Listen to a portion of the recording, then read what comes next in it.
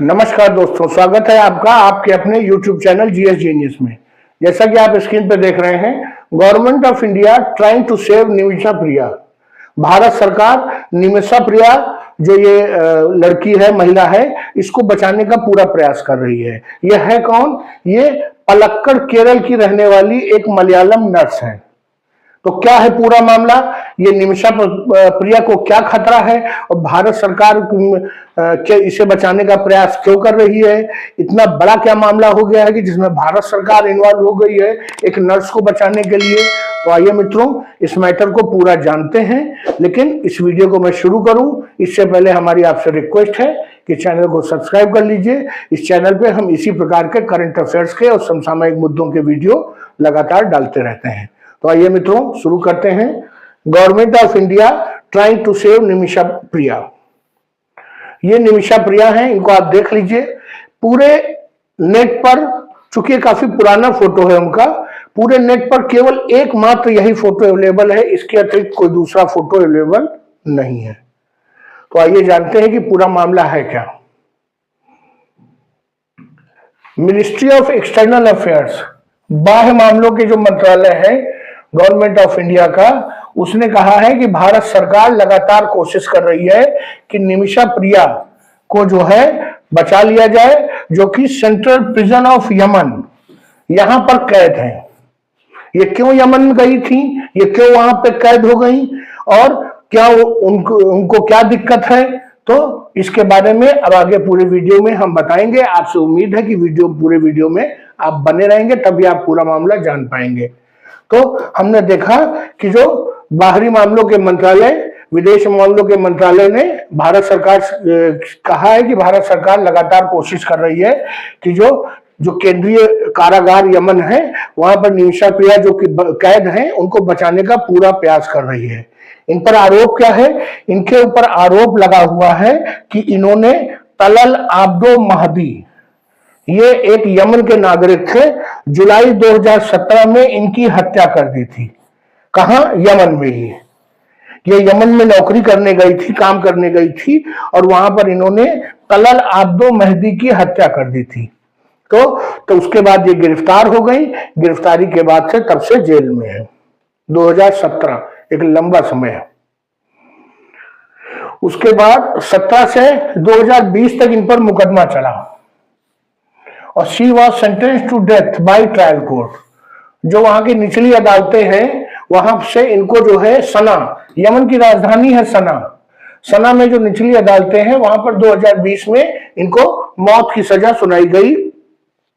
उसके बाद Yemen supreme judicial council, जैसे कि यहाँ हायर कोर्ट होती है, सुप्रीम कोर्ट होती है, वैसे वहां पर जो लोअर कोर्ट है उसके बाद आप जो सुप्रीम जुडिशियल काउंसिल है, समिति है, अर्थात सर्वोच्च न्यायिक समिति यमन की, इसके पास इन्होंने अपील किया था और नवंबर 2023 में वो अपील भी जो है रिजेक्ट हो गई, वो भी डिसमिस हो गई है। तो 17 में इनसे हत्या हो गई थी, 2020 में इनको सजा मिली, मृत्युदंड मिला और नवंबर 2023 में इनकी अपील भी रिजेक्ट हो गई। लेकिन अभी भी जो ब्लड मनी है, ब्लड मनी का ऑप्शन अभी भी खुला हुआ है। आइए जानते हैं ये ब्लड मनी क्या होता है। क्रिश्चियनिटी आने से पहले उस क्षेत्र में जो मध्य एशिया का क्षेत्र था और उसके बाद इस्लाम में, जापानी जो सभ्यता है उसमें, कोरियन सभ्यता में और विश्व में और कई जगहों पर ये ब्लड मनी का कॉन्सेप्ट, कहीं कहीं पर आपको ब्लड विट मिलेगा, कहीं पर रक्त धन लिखा मिलेगा हिंदी में। तो ये कॉन्सेप्ट प्रचलित है। इसमें होता क्या है कि अगर किसी से किसी की हत्या हो जाती है तो वो अपना बचाव कर सकता है। एक आखिरी उपाय होता है कि जो विक्टिम है अर्थात जो मृत व्यक्ति है उसके परिवार को या उसके ट्राइब के लोगों को वो कुछ पैसा देकर के, जिस पर सहमति बन जाए उस पर कुछ पैसा देकर के अपनी जान बचा लेता है। जब ऐसा सहमत होने पर वो पैसा दे दिया जाता है तो उस व्यक्ति को दंड से माफी मिल जाती है। लेकिन ये तभी संभव है कि जब दूसरा पक्ष उसकी अनुमति दे। अर्थात जो व्यक्ति मर गया है उसके घर वाले लिखित अनुमति देंगे तभी ये ब्लड मनी का जो है कॉन्सेप्ट लागू होगा। अगर वो कह देते हैं कि नहीं हमें ब्लड मनी नहीं चाहिए, तो उस कंडीशन में जो डेथ पेनल्टी लागू हुई है वो इंप्लीमेंट कर दी जाएगी और व्यक्ति को मृत्यु की सजा हो जाएगी। तो अगर ब्लड मनी का कॉन्सेप्ट इनके केस में लागू है तो सरकार ने इनको एक आखिरी मौका दिया है कि अगर ट्रायल कोर्ट सजा दे देती है, जुडिशियल जो कमेटी है, काउंसिल है, वो भी सजा दे देती है, तो उसके बाद भी इनके लिए ब्लड मनी का ऑप्शन जो है ओपन है। लेकिन अक्सर ये जो ब्लड मनी का जो कॉन्सेप्ट है वो पूरा हो नहीं पाता है, क्योंकि होता क्या है कि जैसे ही ब्लड मनी का कॉन्सेप्ट हुआ तो उसमें बहुत से लोग लग जाते हैं और प्रयास करते हैं कि सामने वाले पक्ष से अधिक पैसा खींचा जाए, लेकिन सामने वाले व्यक्ति की भी देने की क्या स्थिति है इस पर निर्भर करता है। तो चलिए मित्रों, ये जो है 31 दिसंबर अर्थात जो साल बीत गया है उसका आखिरी दिन था जब तो गवर्नमेंट ऑफ इंडिया ने एक बयान दिया था, उनके एक्सटर्नल मिनिस्ट्री ने, कि जो है हम सारे हमारे विकल्प खुले हुए हैं, हम निमिषा की हर तरीके से मदद कर रहे हैं। अर्थात सरकार भी चाहती है कि अगर ब्लड मनी वाला ऑप्शन खुला हुआ है तो उस रास्ते को भी हम अपनाएंगे और निमिषा को बचाने का प्रयास करेंगे। अब देखिए, जब जयशंकर जी इतने बड़े बड़े केस सुलझा देते हैं तो इसको भी सुलझा ही लेंगे, मुझे पूरा विश्वास है। जो इनकी मां है ये निमिषा की, इनका नाम है प्रेमा कुमारी और ये 57 साल की हैं। ये जो है अभी अप्रैल 2024 में ये निमिषा से मिलने के लिए यमन गई थी। इनका उद्देश्य था कि ये अपनी बेटी से वहां जेल में मिलेंगी, उसकी कुशलता का हालचाल लेंगी और जो विक्टिम है महदी, जो यमन नेशनल जो मर गया, उसके परिवार के सदस्यों से मिलेंगी और जिस ट्राइब को बिलोंग करता है उस ट्राइब के नेताओं से मिलेंगी और उनसे बात करेंगी कि वो इनकी बेटी को माफ कर दे। और किसके बदले माफ कर दे? ब्लड मनी लेकर के। उनको ब्लड मनी कहेंगे कि ब्लड मनी ले लीजिए आप और माफ कर दीजिए। लेकिन बात कुछ बन नहीं पाई और वो वापस लौट आई। ये बात है अप्रैल 2024 की। अर्थात अगर एक बार ब्लड मनी का कॉन्सेप्ट वो हो गया कि अब नहीं बन पा रहा है तो फिर एक आखिरी ऑप्शन रह जाता है कि उसको फांसी की सजा दे दी जाएगी। जो प्रेमा कुमारी हैं, जो ये इनकी मां निमिषा की, वो अत्यंत ही गरीब जो है बैकग्राउंड है उनका। वो एर्नाकुलम डिस्ट्रिक्ट, जो केरल का एर्नाकुलम डिस्ट्रिक्ट है, वहां पे घरेलू नौकर के रूप में, घरेलू सेविका के रूप में पिछले 6 साल से काम कर रही हैं। आप समझ सकते हैं, जो हमारे आसपास के दायरे में जो घरेलू सेविकाएं होती हैं, जो महिलाएं घरों में काम करती हैं, जिसमें कि साफ सफाई, बर्तन, कपड़े और घर की साफ सफाई, देखभाल का काम होता है, वो कितना कमा लेती हैं? वो इतना नहीं कमा पाती कि उनके परिवार के लिए पूरा पड़े। तो वो क्या जोड़ पाएंगी ब्लड मनी देने के लिए? तो इसमें मुंबई के कुछ जो है, जो समाज सेवी हैं, वो सामने आए हैं और उन्होंने निमिषा सेविंग काउंसिल टाइप की एक बनाई हुई है, संगठन बनाया है, जिसमें लोगों ने काफी पैसा दान दिया है और जिससे कि ब्लड मनी तैयार हो सके और जितना वो लोग चाहते हैं उतना उनको ऑफर किया जा सके। ये सब पैसा वैसा तो तैयार हो गया है, लेकिन सबसे बड़ी बात है कि सामने जो पार्टी है वो तैयार नहीं है अभी तक। उन्होंने ब्लड मनी के लिए हाँ नहीं कहा है।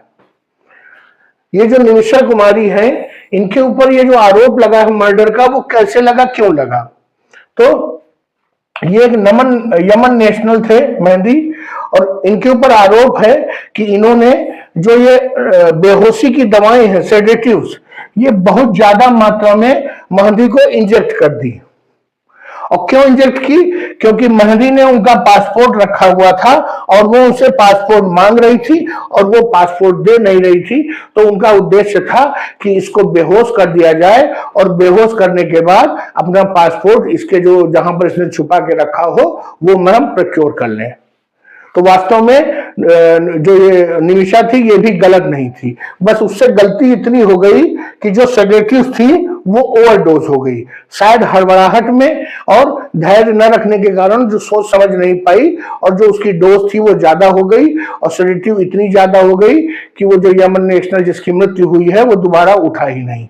अगर उसी जगह पर जो है सेडेटिव की डोज केवल लिमिटेड होती तो निमिषा को उसका पासपोर्ट भी मिल जाता और वो भी उनकी भी डेथ न होती।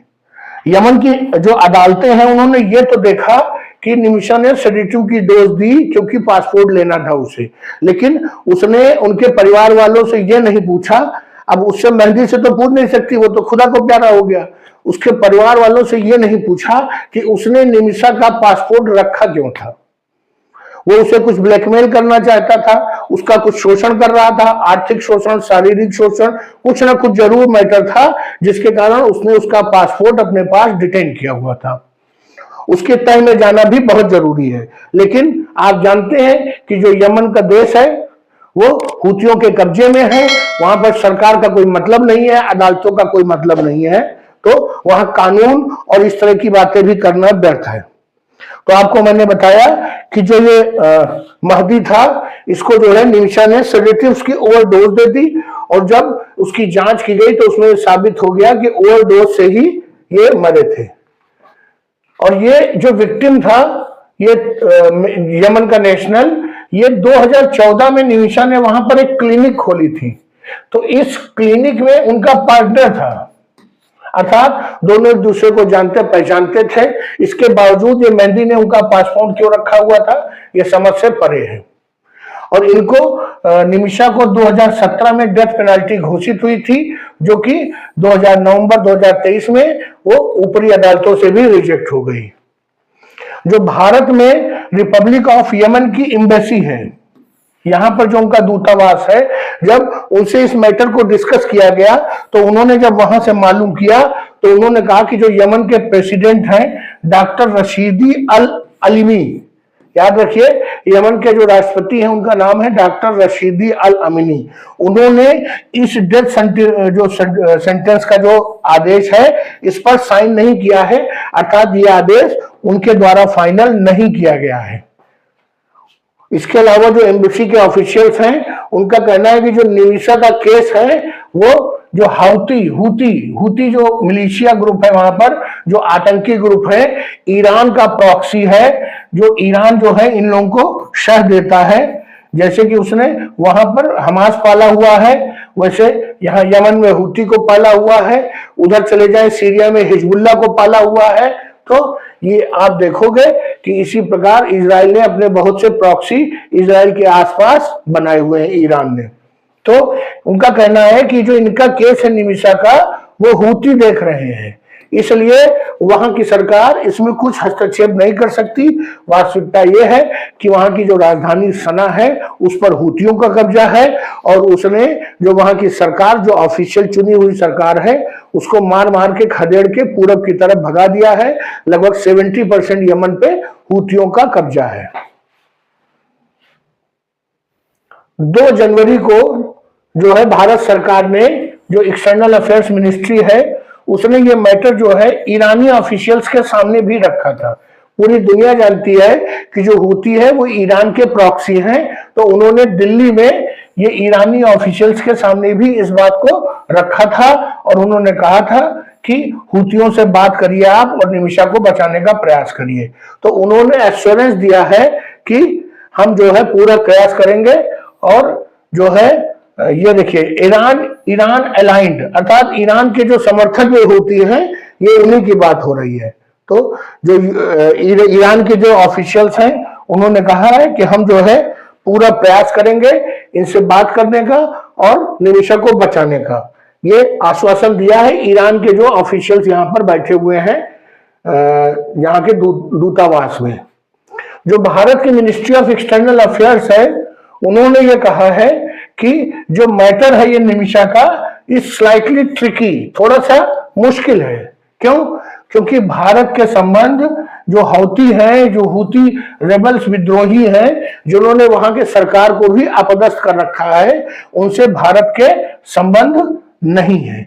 और भारत में जो यमन का दूतावास है, वो वहां की जो चुनी हुई सरकार है उसके लोग यहाँ पर बैठते हैं, जो जिनकी हूतियों से बिल्कुल नहीं बनती है। तो भारत सरकार का कहना है कि हूतियों से डील करना भारत सरकार के लिए थोड़ा कठिन है, क्योंकि हमारे उनसे पहले से कोई टाई अप नहीं है। तो लेकिन मुझे पूरा विश्वास है कि भारत के पास जयशंकर जी हैं और वो निमिषा को लेकर के अवश्य आएंगे। तो चलिए मित्रों, वीडियो को समाप्त करते हैं। मैंने आपको डिटेल में बताया कि ये निमिषा का जो प्रकरण है वो पूरा है क्या, कब से शुरू हुआ और उसमें भारत सरकार के क्या क्या प्रयास हो चुके हैं। मैंने आपको बताया कि ब्लड मनी क्या होता है। तो चलिए मित्रों, मैंने पूरी जानकारी दी। आपको हमारा कंटेंट पसंद आया हो तो वीडियो को लाइक करिए, चैनल को सब्सक्राइब करिए। धन्यवाद।